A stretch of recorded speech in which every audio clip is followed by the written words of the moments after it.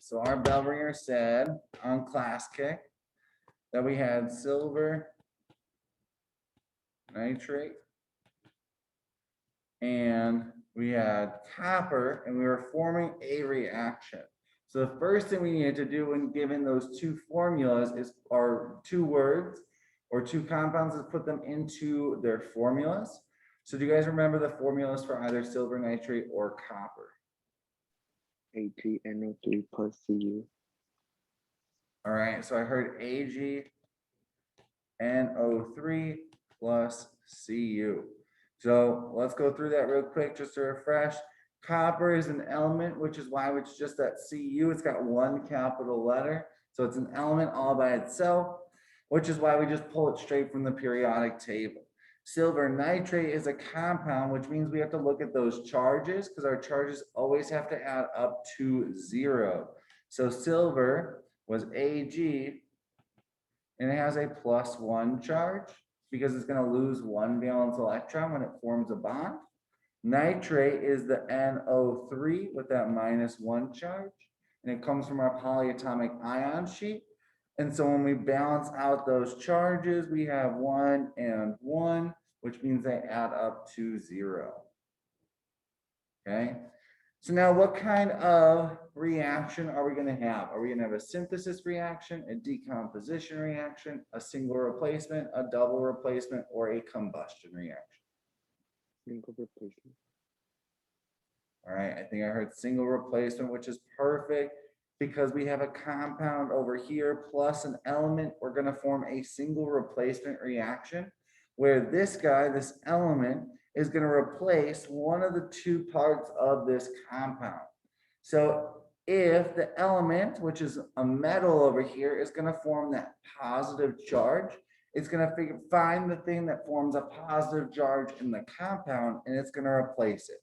So in this case, copper is going to replace silver. So it's Cu replaces Ag. So that means Ag is going to get kicked out and be all alone. One. It's going to be all alone. So we're going to have Ag by itself.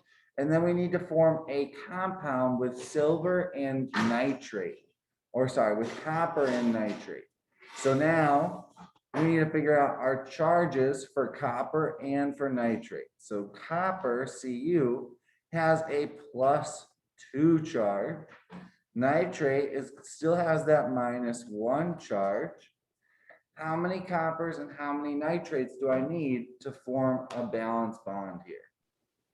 2 copper, 2 nitrate. All right, I need that 1 copper, but I need 2 nitrates because I have a -1 charge and a +2 charge. Do those add up to 0 right now? If I add those together, do they add to 0? A +2 and a -1? So 2 minus 1 gives me 0? No, it doesn't. So I have to add a second minus charge. So now if I do 2 minus 1 minus 1, does that add up to 0? If I take 2 away from 2, it should add up to 0, which means I have Cu, NO3, 2. Now we need to balance this equation, so I'm going to rewrite it. So we have AgNO3 plus Cu makes Ag plus CuNO3, 2. Is our final equation, and now we need to balance it. So we need to make our T-chart.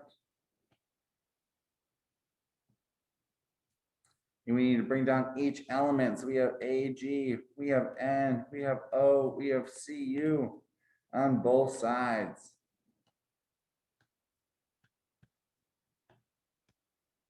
On the left side, how many Ag do I have? How many silver do I have? I have 1, perfect. How many N's do I have? How many nitrogen? 1. 1. How many oxygens are on the left side? How many O's? 3. 3. And how many Cu's are on the left side? 1. Just the one. All right, on the right side, how many AGs do I have? 1, How many N's?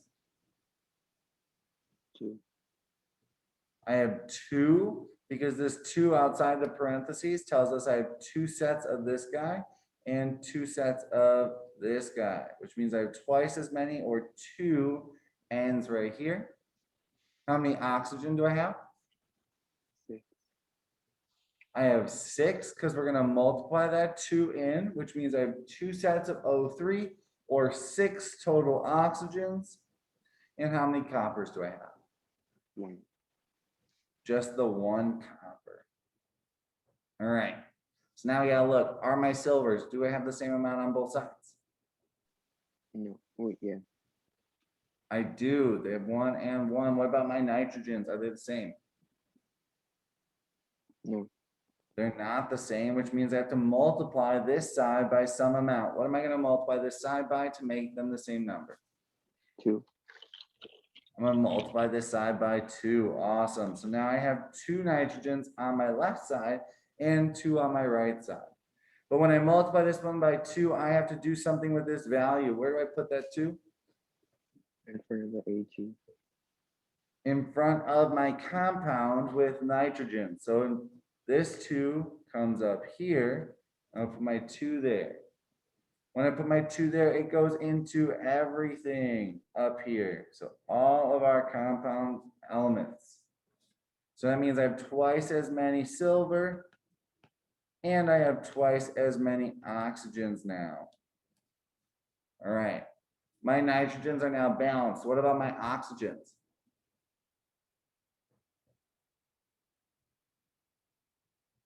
They're the same number on both sides. multiply the oxygen by, oh, wait, Exactly. We've already balanced our oxygen because we put that 2 in front of the silver nitrate. What about copper? Are they balanced? They're the same number on both sides? I do. Awesome. What about, oh, we've done that? We finished? We balanced it? Everything, why not? What's wrong with it? Everything, you guys said everything was balanced already. Did we mess something up?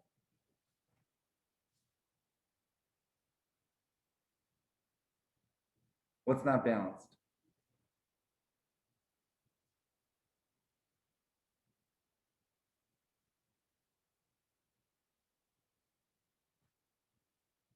Which one? The AG is not balanced anymore. Awesome. So our silver didn't get balanced on the right side because we had to change the silver on this left side. So we have to balance the one on the right side now. So we got to multiply this side by 2 to make them the same value. So now we're going to put this number 2 in front up here. Now is everything balanced? It is. Awesome. Do you have any question on that? All right, so then we're actually gonna see this reaction happen. So I have some wonderful silver nitrate and some copper wire. So we're gonna do this. All right. Everybody see the test tube? Can you guys see it? Do you need both lights off? You're good? All right. So I have silver nitrate. Okay. And I have copper wire.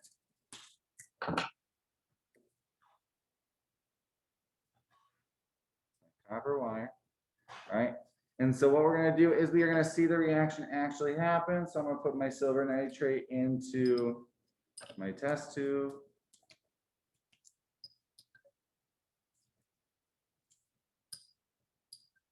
All right, that should be plenty. Let's zoom in. All right. And watch what happens to my copper wire as I put it in the test tube. Remember, it's like that brownish color.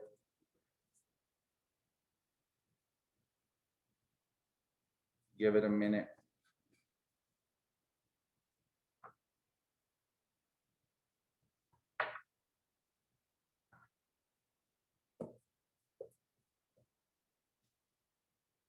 guys see it happening? No. Does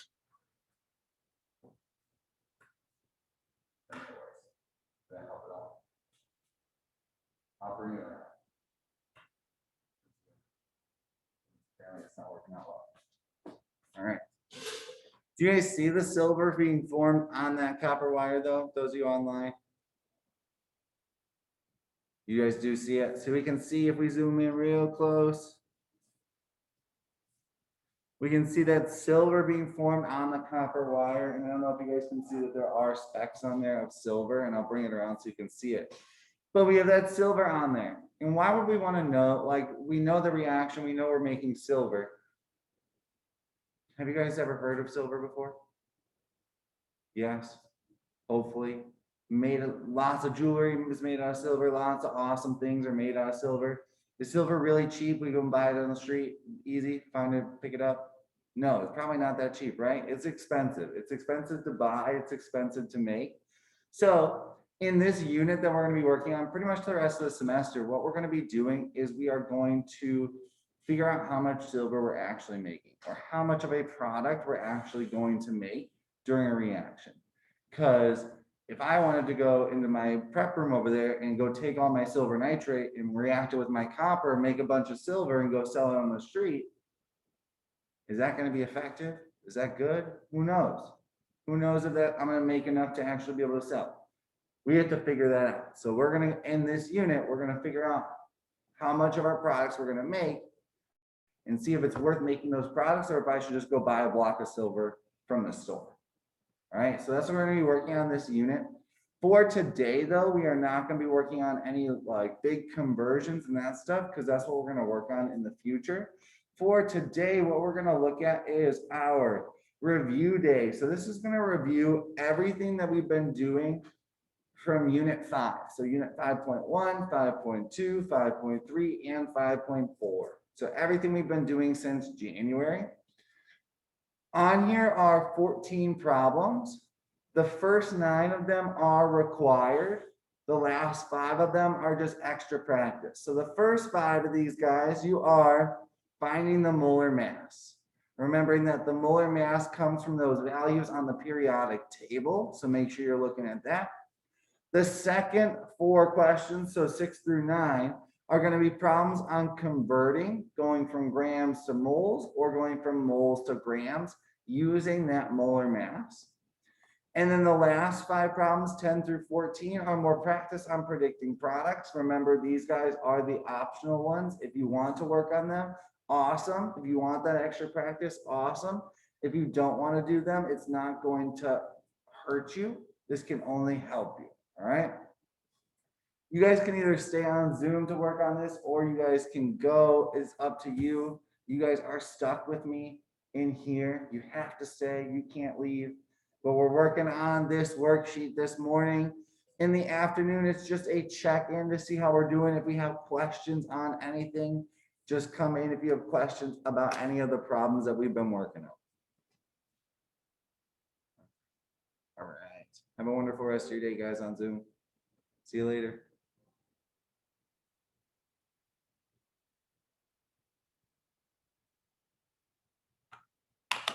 And then you guys in here, do you remember how to do molar mass? Maybe? We want to go over one together. All right. Do we have periodic tables saved in Notability? Do we need a paper copy of our periodic tables? Paper copy. Anybody else would like a paper copy? All right. You didn't get it from me. Anybody else?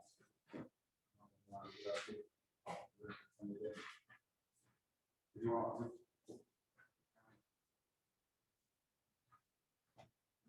All right.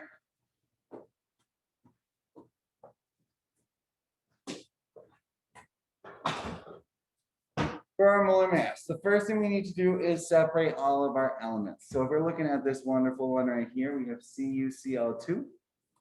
So we're going to break this one apart. We're going to find all the capital letters and all the lowercase letters that go with it. So we're going to break it into 2 elements for this one, Cu and Cl. So we're gonna write those two down right here. So Cu and Cl. All right, once we have that, we're gonna get to our periodic table, which you guys have yours in front of you. We're gonna get to our periodic table, and I'm gonna get rid of this real quick. And we're gonna find those two elements on the periodic table, and we're gonna look for those numbers at the bottom. So if I was looking for N, I would find this one right here at 14.01. So you're looking for the numbers for Cu and Cl.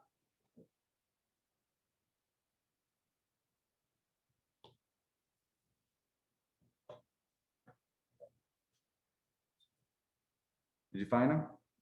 All right. What do we get for Cu? Awesome, 63.55.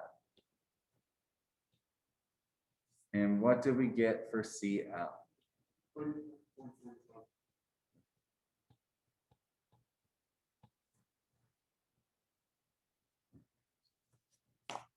right, but we are not quite done because we gotta do two more things. We have to decide, are there any of them that have more than one of the element?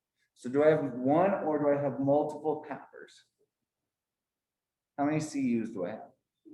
I have one Cu, so I'm just gonna leave that one as is. How many Cls do I have? I have two Cls, which means I need to take this number and I need to multiply it by 2 to get a value. And what I'm gonna do is I'm just gonna rewrite the 63.55, just so it's right above whatever value I get for 35.45 times 2.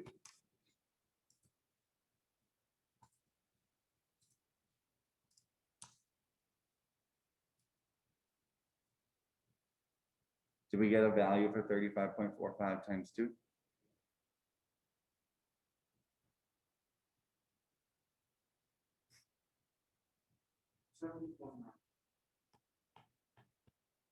Awesome.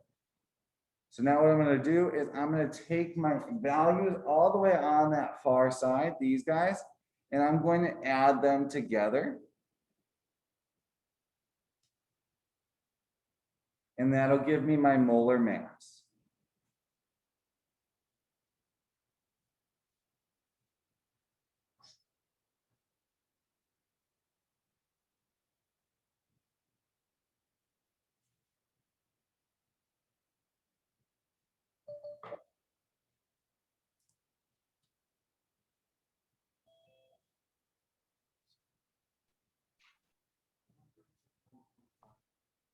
You said 136?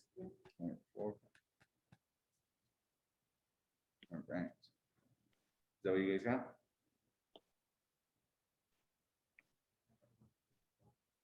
You have 134. You also got 134. All right. So let's check that one more time. You said 134.45.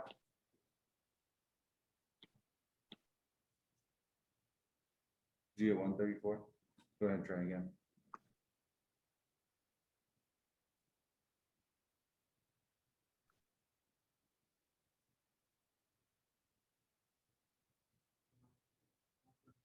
You still got 136? Yeah.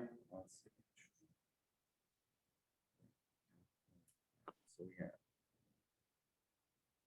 63.55 plus 70. I'm also getting that 134.45. Oh, yeah. I wrote it on. I put 65%. Oh, gotcha. All right. So now we have to bring on units, okay? So this is the molar mass. So it's a mass first, okay? So this means that we want to use units for mass. And our units for mass in chemistry are always going to be grams. And this is going to be the grams of copper chloride. So the grams of CuCl2. But it's not just the grams of CuCl2, it's going to be the grams of CuCl2 that equals 1 mole of CuCl2.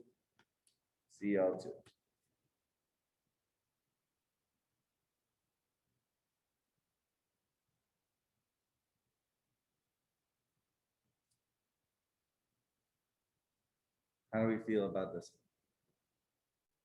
Pretty good? Better? Awesome. All right, go ahead and try the next one.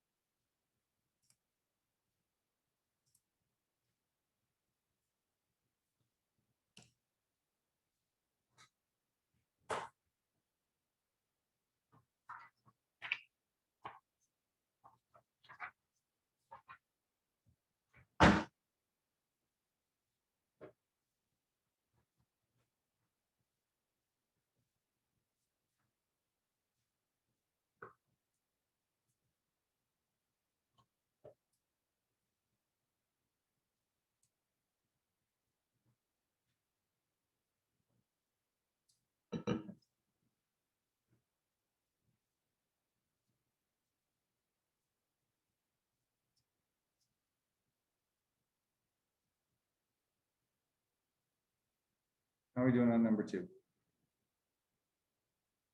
You got it? Any help? You want to go through it? Go through it? All right. You guys got it? Awesome. Otherwise, I am going to look at it. So we have Ca, we have calcium nitrite right here. So CaNO2. So remembering that capital letters tell us when new elements start. So we have 1, 2, 3 this time. So we have Ca, we have N, and we have O this time. We gotta find each of them. Did you guys find each of those elements? What was the molar mass of, or what was that value for calcium? 40.08. Awesome. Did we find nitrogen? N. What was nitrogen? 14.01. Awesome. And did we find oxygen? Perfect. All right. So now here comes the hard part with figuring out how many of each. I think this is probably the hardest part of this one, is to figure out how many of each element we have. So how many calcium do we have?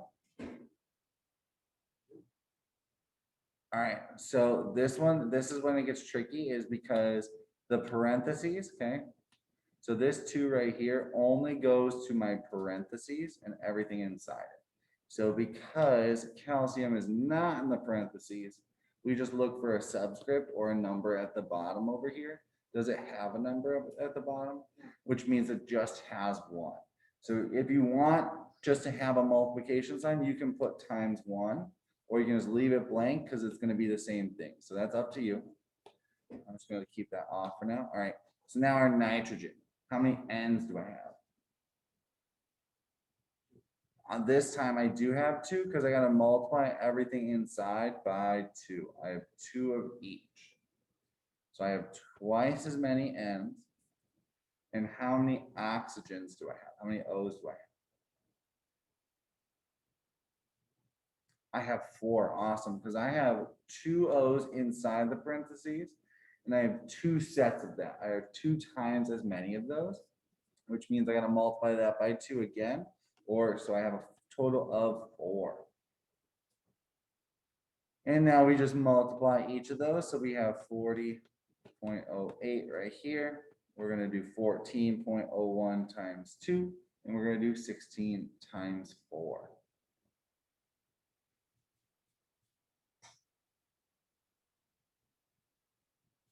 Point oh two, awesome.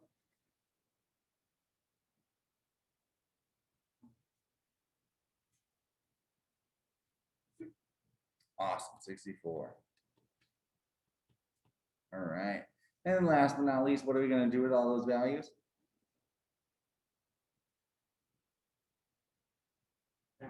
We're gonna add those together, awesome.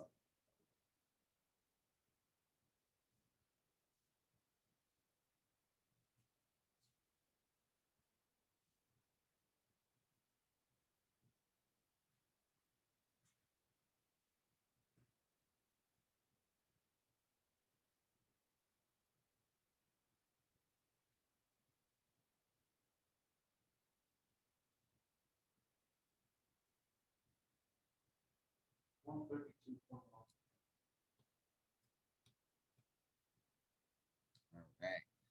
And then my units are gonna be, again, grams, and this time it's grams of calcium nitrite, so grams of CaNO2, 2. And it always equals 1 mole of that compound or that element.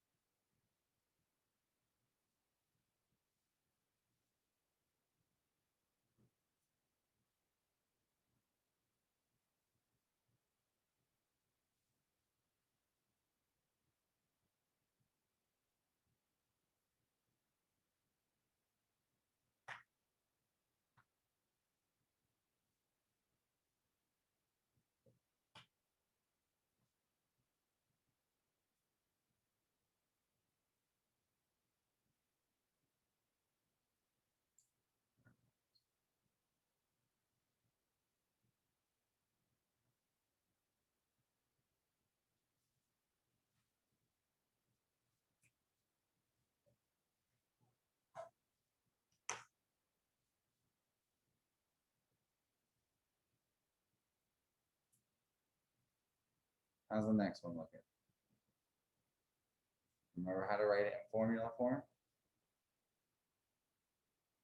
Name the formula.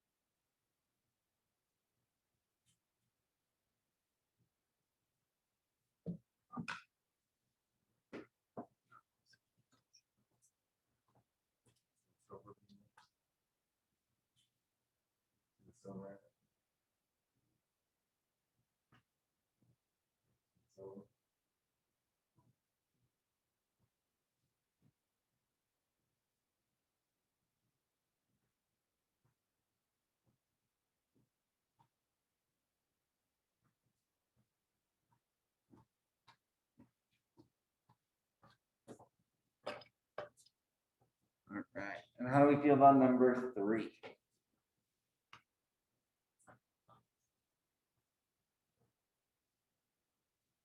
Here's find the formula for that one.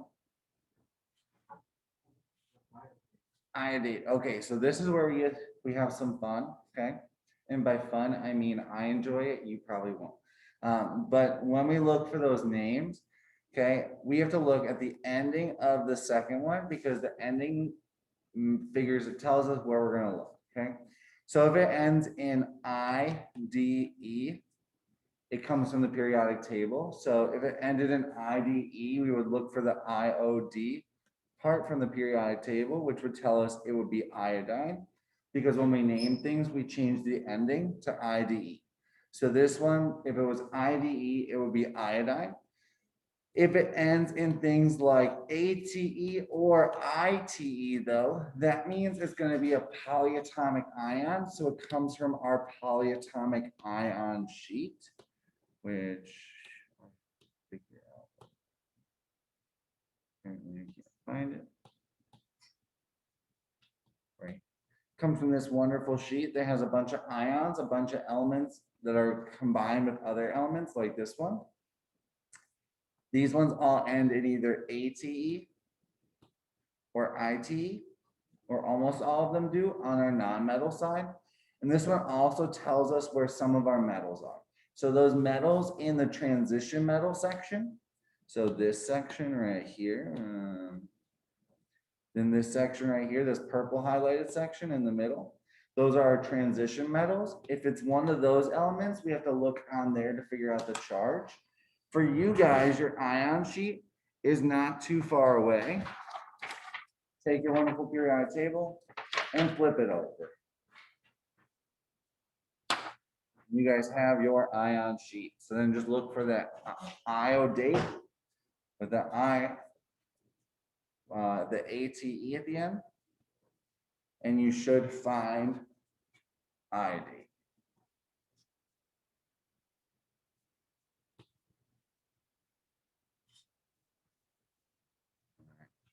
So do we find magnesium and do we find iodate? What is magnesium's element symbol? Careful. First, we got to write out the formula like these guys were written in formula form. We have to write our words into formulas first. So what's the element symbol? What's in the big letters inside that box for magnesium? What is it? Mg, perfect. So we have Mg. And what was iodate? When we found that one on the back, what was it? What was it? Okay, careful, not 10. It's going to be IO, but awesome. Perfect. Okay, so we have those. And so since we are given words, we have to figure out those charges as well. Polyatomic ions are pretty easy for us because it tells us the charge right here. We have that negative charge up at the top. Magnesium, that's where it gets a little trickier. So do you guys remember, this was way back in first semester. Do you guys remember your valence electrons?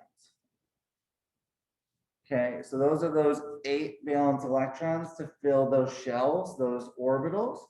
So if we look, we have this column will have 1, 2, 3, 4, 5, 6, 7, and 8 for the most part.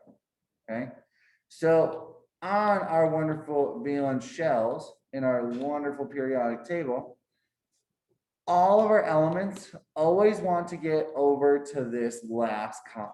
They all want 8 valence electrons in the end because that makes them stable, it makes them happy. Everyone wants to be there. So we have to figure out the easiest way to get to 8. So we're looking at magnesium, which is way over here.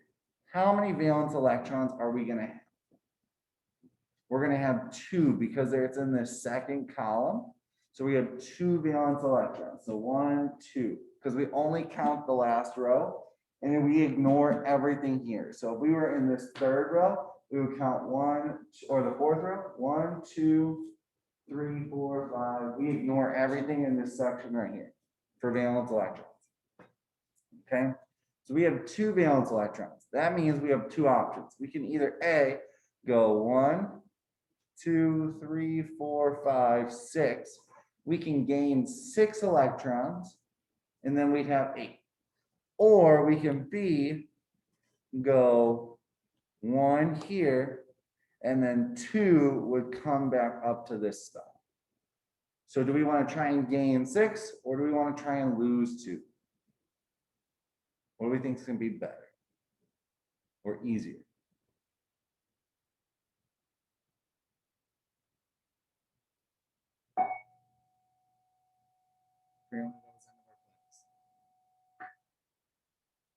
Real quick, which one's gonna be easier for us to do? Gain 2 or lose 6? So we're always gonna go with a smaller number. Or do you wanna go for that smaller number? Let's go, just study hall. No, this was a class, and I think this is a class next period too. So we're always gonna go with that smaller number. So for this one, we're gonna try and lose 2 electrons. So real quick, the charge here, before you guys can head off for the day.